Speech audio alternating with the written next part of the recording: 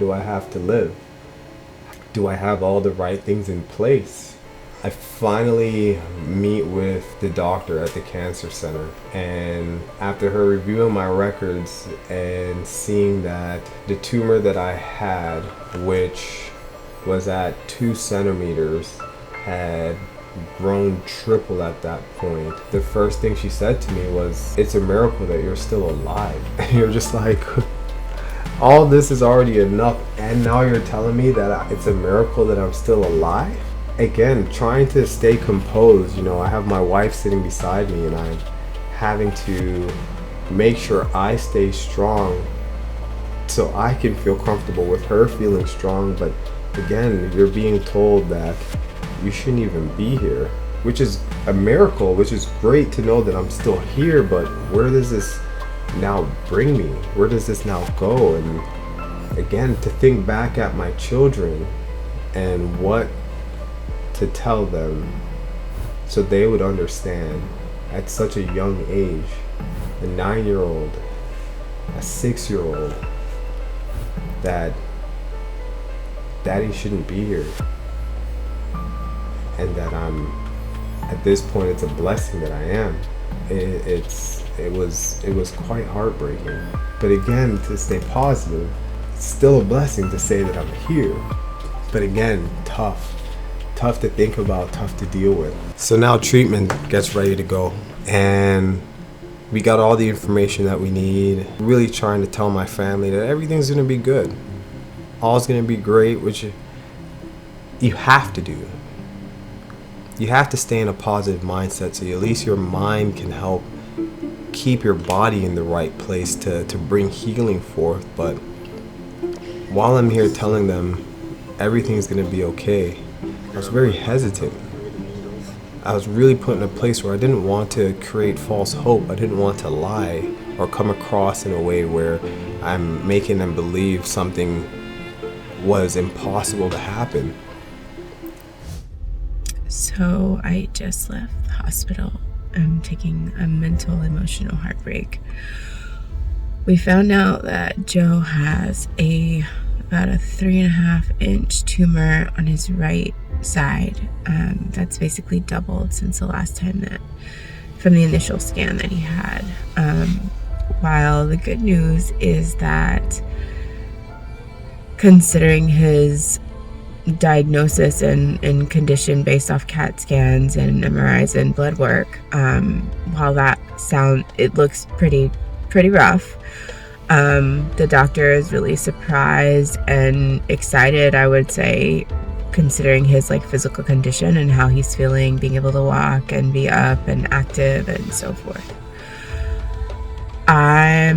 This is tough. This sucks a lot, because while we're getting a report on how good he's doing, there's just a lot of unknown. And so the next steps from here are basically a bone scan, and he would start treatment of chemo for about between 5 and 6 weeks, with intense treatment for 3 to 5 days, and then he would have 2 weeks off and then continue in that type of pattern.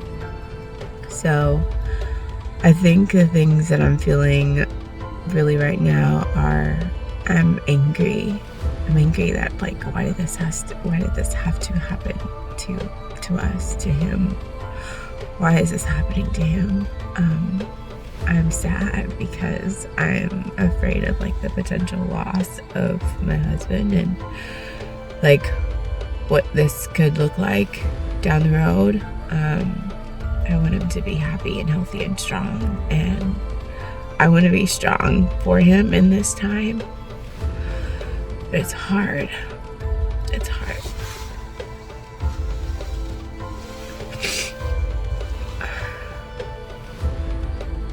I just want things to be different. I want them to be better. I'm also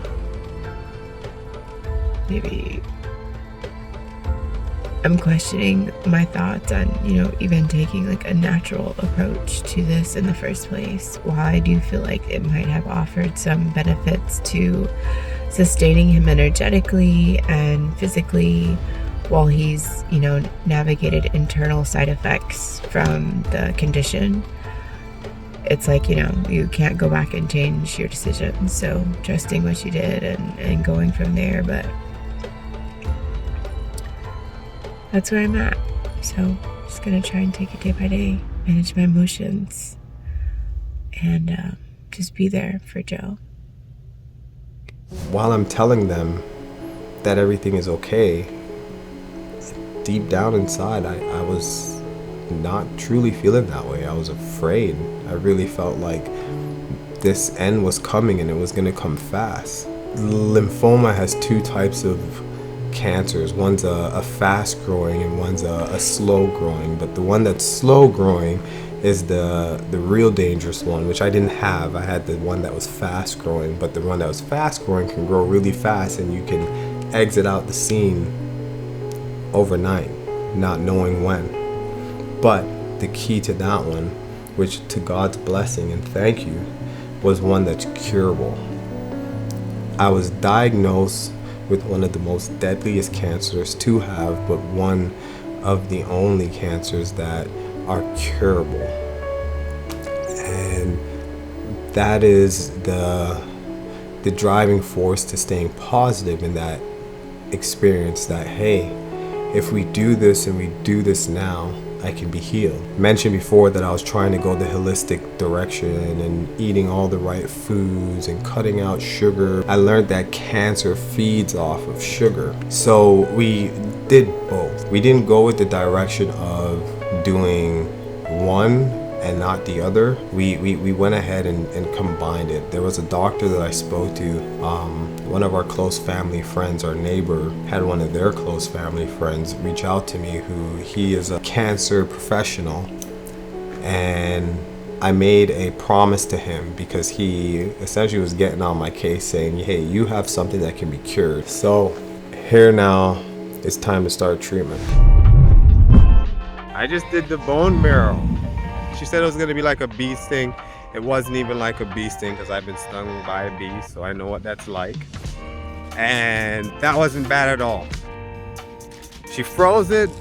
I felt when she said, hey, can you feel this, when she was knocking on the bone? And I told her, yes, I feel the knock on the bone, and it wasn't bad. So she went back in, did a little bit more freezing, and then went for the first pull. Jeez, the first pull, it probably lasted like 2 seconds, but that hurt. She pulled it, she gave it to the lab lady, asked the lab lady if she needed more. I told her, no, you don't need no more. You got it all. And she like waved her head because I didn't hear no words. And she got more. When she told me she was only halfway, my legs were shaking. My back started sweating. And yeah, it took me a while to relax before she took the last pull. The last pull was good and we were great. So the experience was good. It's not bad. It wasn't bad, but we'll see tonight. She said tonight it might hurt a lot, and I'll find out if it hurts a lot tonight, and hopefully it doesn't. I might be the lucky one who continues on this journey and has all these great experiences.